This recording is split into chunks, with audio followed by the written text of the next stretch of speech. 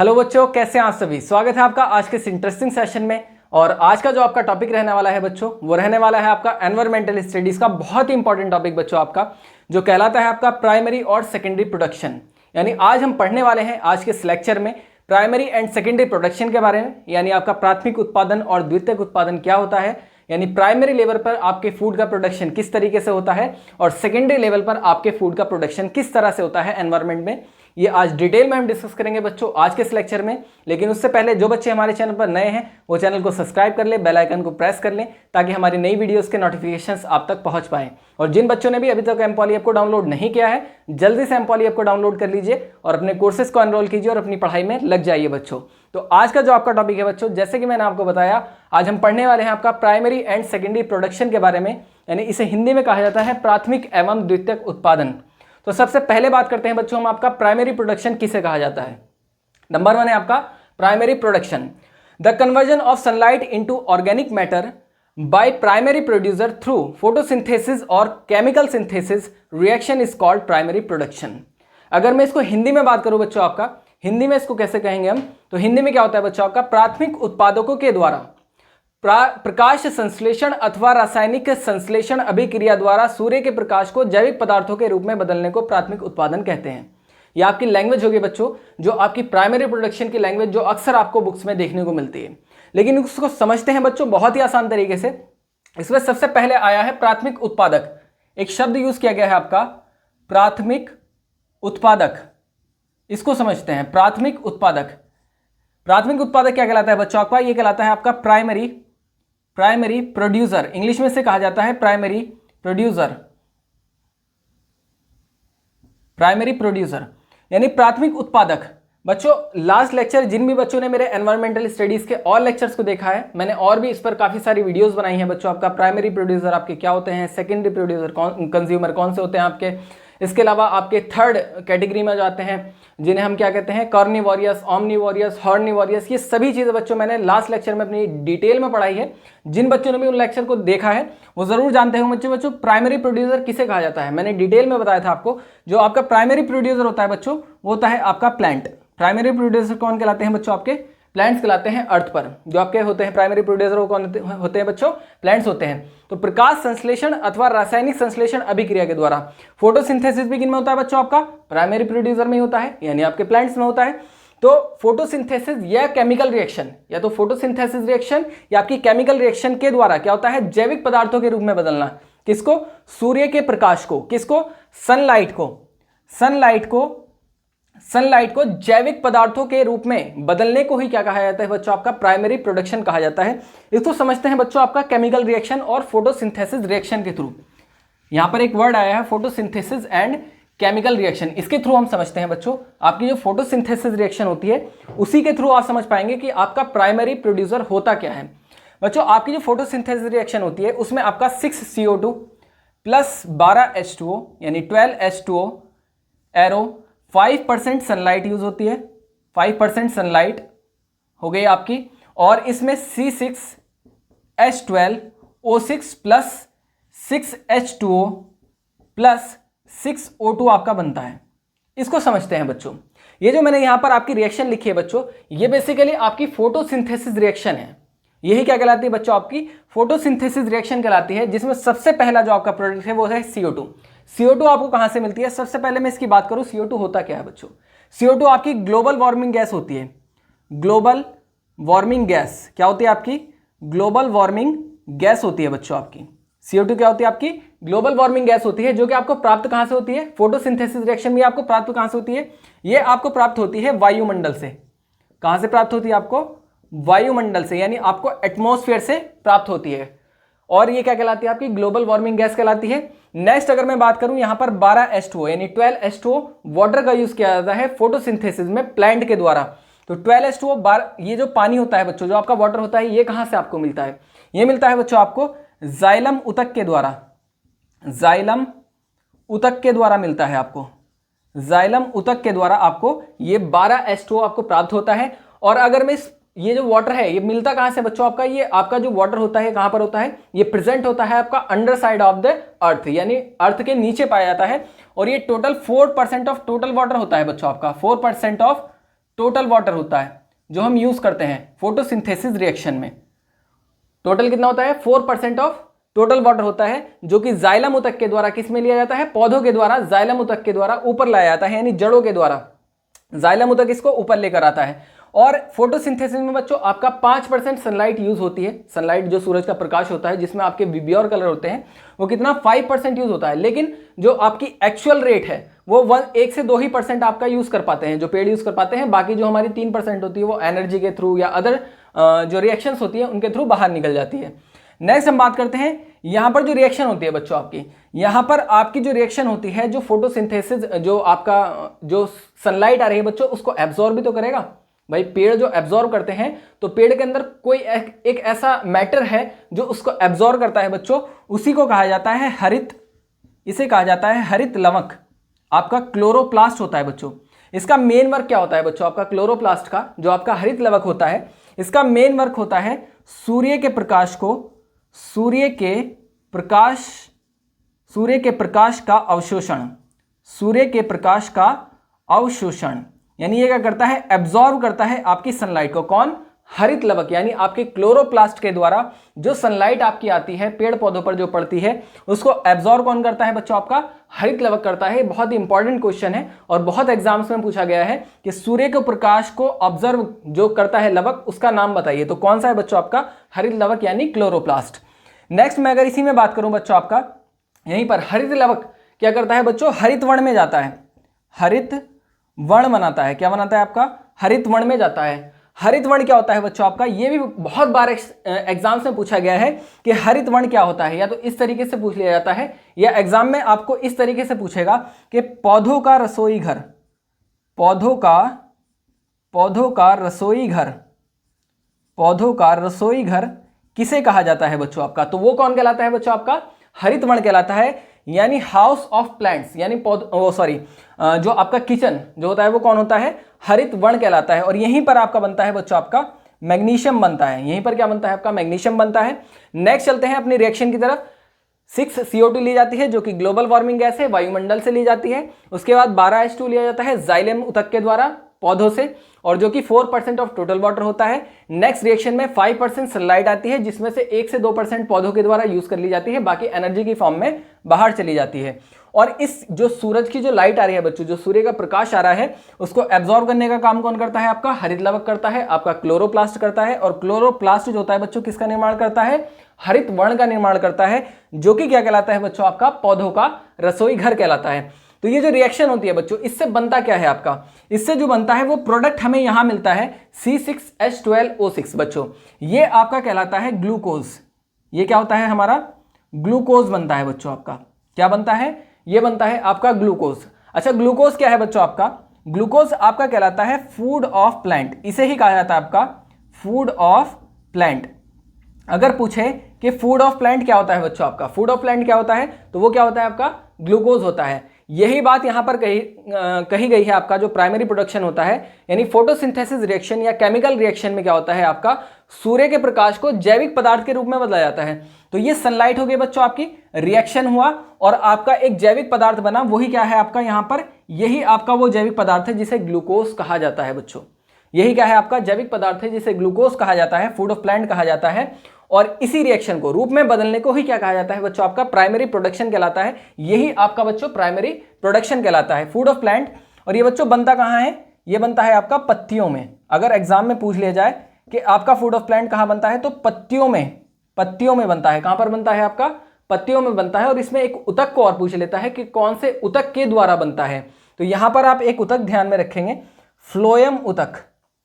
Phloem ऊतक, इसको ध्यान में रखेंगे बच्चों आप। फ्लोएम ऊतक के द्वारा पत्तियों में फूड ऑफ प्लांट बनता है, जिसे क्या कहा जाता है? ग्लूकोज कहा जाता है। यहां पर 6H2O बचा आपका। 6H2O क्या होता है बच्चों?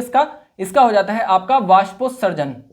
वाष्पोत्सर्जन हो जाता है, यानी इसका कंडेंसेशन हो जाता है। आपका वाष्पोत्सर्जन हो जाता है, इसका क्या हो जाता है? कंडेंसेशन हो जाता है। और किसके द्वारा होता है बच्चों? ये होता है आपका रंध्रों के द्वारा। रंध्रों के द्वारा ये वाटर जो है आपका बाहर निकल जाता है। रंध्र कहाँ पाए जाते हैं? ये भी एग्जाम में कई बार पूछा गया है। आपके डिफरेंट एग्जाम्स में ये देखने को मिलेगा ये क्वेश्चन कि आपका जो रंध्र होते हैं वो कहां पर पाए जाते हैं पौधों में। तो इसका राइट आंसर है बच्चों आपका, आपके जो रंध्र होते हैं वो आपके कहाँ पाए जाते हैं, पत्तियों में पाए जाते हैं। पत्तियों के नीचे जो छोटे छोटे से होल्स होते हैं, बहुत बारीक बारीक से होल्स होते हैं, उन्हें ही रंध्र कहा जाता है। नेक्स्ट मैं बात करूं, नेक्स्ट आपका प्रोडक्ट बनता है 6O2।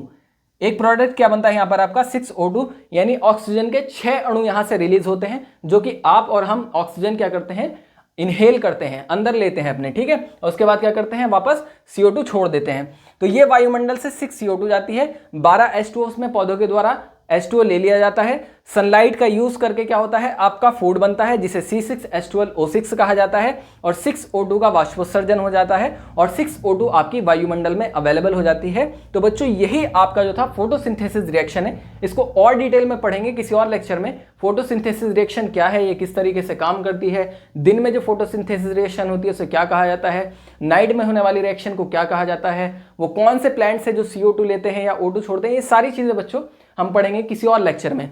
तो यहाँ पर ये आपकी एक बेसिक जो है हमारी रिएक्शन है जो कि प्राइमरी प्रोडक्शन को समझाती है। प्राइमरी प्रोडक्शन क्या है आपका, प्राथमिक उत्पादक द्वारा प्रकाश संश्लेषण अथवा रासायनिक संश्लेषण अभिक्रिया द्वारा सूर्य के प्रकाश को जैविक पदार्थ के रूप में बदलने को प्राइमरी प्रोडक्शन कहते हैं।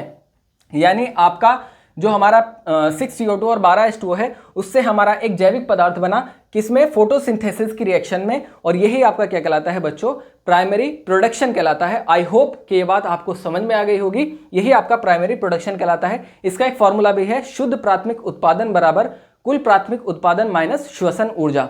यानी जो आपको कुल प्राथमिक उत्पादन मिला है, इसमें से क्या है बच्चों, आपका श्वसन ऊर्जा बाहर चली जाती है। 6O2 क्या हो जाता है, आपका रिलीज हो जाता है। यानी यहां पर श्वसन ऊर्जा को क्या किया गया है, माइनस किया गया है, इसीलिए क्योंकि आपका जो शुद्ध प्राथमिक उत्पादन होगा वो किसके बराबर होगा बच्चों, कुल प्राथमिक उत्पादन माइनस श्वसन ऊर्जा के। यानी कुल प्राथमिक उत्पादन जो आपके पास आया है उसमें से श्वसन ऊर्जा क्या हो जाएगी बच्चों, बाहर कर दी जाएगी या रिलीज हो जाएगी। तो आई होप कि आपको प्राइमरी प्रोडक्शन समझ आ गया होगा बच्चों।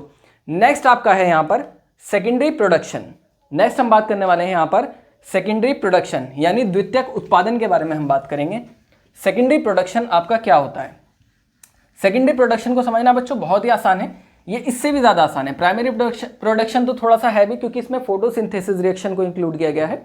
लेकिन आपका जो सेकेंडरी प्रोडक्शन है बच्चों, आपका द्वितीयक उत्पादन, द्वितीयक उत्पादन, ये और भी आसान है बच्चों। द्वितीयक उत्पादन, द्वितीयक उत्पादन क्या होता है बच्चों आपका, the amount of organic matter stored by herbivorous and carnivorous is called secondary production, or the energy stored at the consumer level which can be used by the next food level is called secondary production। यहाँ पर दो आपको definition दी गई हैं, छोटी छोटी दो part में डिफाइन किया गया है इसको।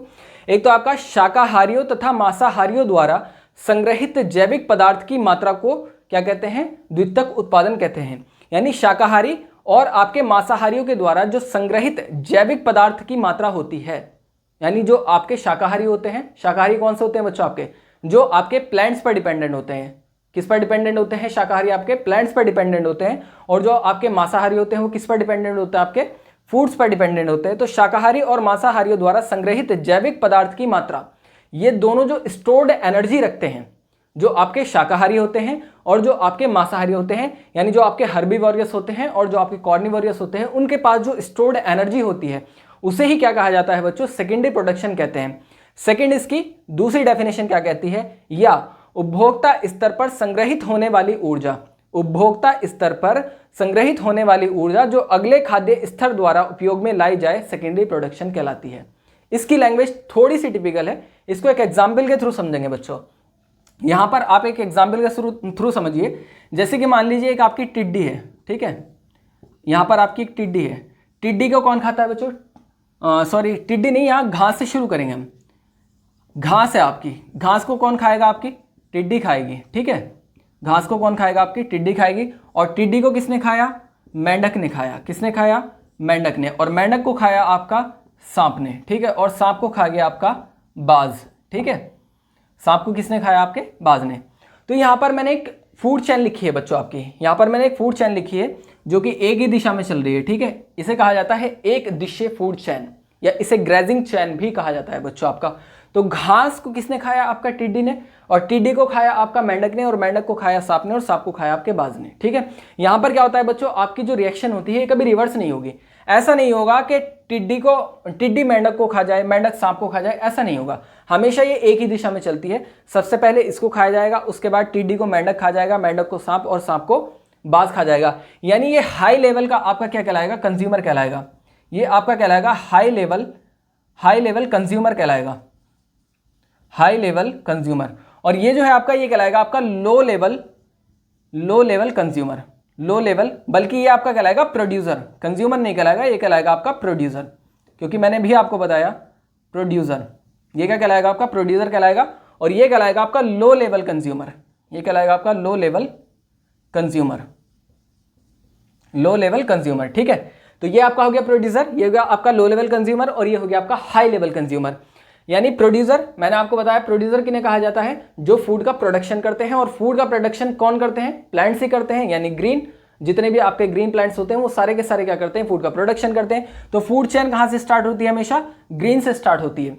उसके बाद नेक्स्ट उसको खाया टिड्डी ने, टिड्डी को खाया मेंढक ने, मेंढक को खाया सांप ने, और सांप को खाया बाज ने। बाज इस चेन में क्या है, टॉप लेवल पर है। प्रोड्यूसर में क्या है, टॉप लेवल पर है। ये क्या है, सबको खा गया, ठीक है। लेकिन यहां पर क्या है, यहां पर कहा गया है जो हमारे उपभोक्ता स्तर है, ये पूरा का पूरा जो मैंने यहां पर बताया है आपको, ये क्या है आपका कंज्यूमर लेवल है। ये आपका प्रोड्यूसर हो गया लेवल 1, लेवल 2, लेवल 3 और हाई लेवल यानी लेवल 4।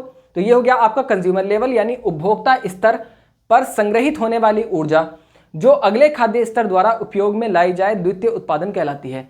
इसमें क्या होता है, इसके पास जो एनर्जी थी वो इसने यूज की, और इसके पास जो एनर्जी थी वो मेंढक ने यूज की, और मेंढक के पास जो एनर्जी थी वो सांप ने यूज की, और सांप के पास जो एनर्जी थी वो कौन यूज करेगा, बाज यूज करेगा। यानी एक दूसरे के ऊपर एनर्जी के हिसाब से क्या होंगे, ये डिपेंडेंट होंगे।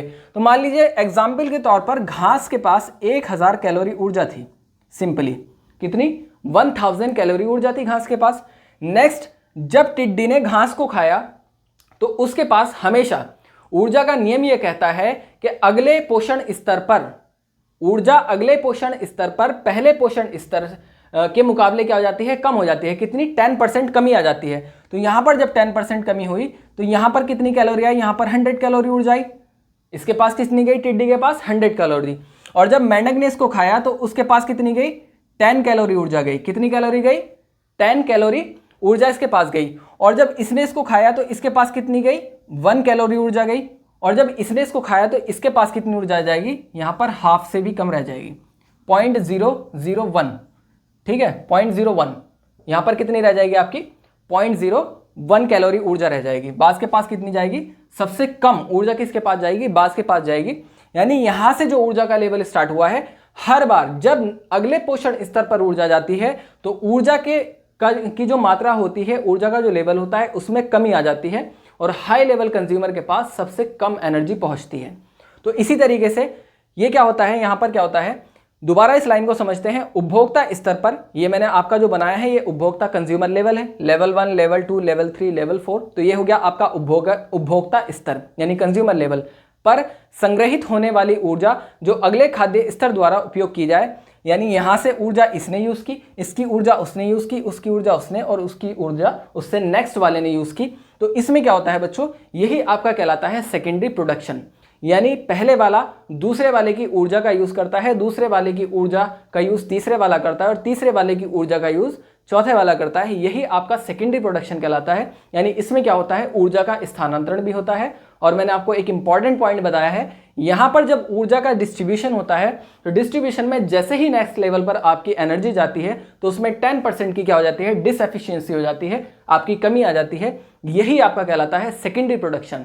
तो प्राइमरी प्रोडक्शन में क्या होता है बच्चों, आपका प्राइमरी प्रोडक्शन में फोटोसिंथेसिस के थ्रू आपका क्या बनता है, जैविक पदार्थ बनता है। और सेकेंडरी प्रोडक्शन में क्या होता है बच्चों, आपका एनर्जी का जो लेवल है वो पहले पोषण स्तर से दूसरे पोषण स्तर में क्या किया जाता है बच्चों, यूज किया जाता है। तो यही दो मेन फैक्टर हैं इनके, जो हमारा प्राइमरी प्रोडक्शन होता है और सेकेंडरी प्रोडक्शन होता है। आई होप कि आपको प्राइमरी और सेकेंडरी प्रोडक्शन दोनों ही समझ में आ गए होंगे। मैं उम्मीद करता हूं जो भी बच्चे हमारे चैनल पर नए हैं वो चैनल को जरूर से लाइक कर लें, और इस वीडियो को ज़्यादा से ज़्यादा लाइक करें, ज़्यादा से ज़्यादा शेयर करें। तो बच्चों इसी तरीके के टॉपिक मैं लेकर आता रहूँगा आपके लिए, और आप बने रहें हमारे साथ और मेहनत करें। Keep growing, keep learning. मिलते हैं आपको नेक्स्ट लेक्चर में। आज के लिए इतना ही। Thank you.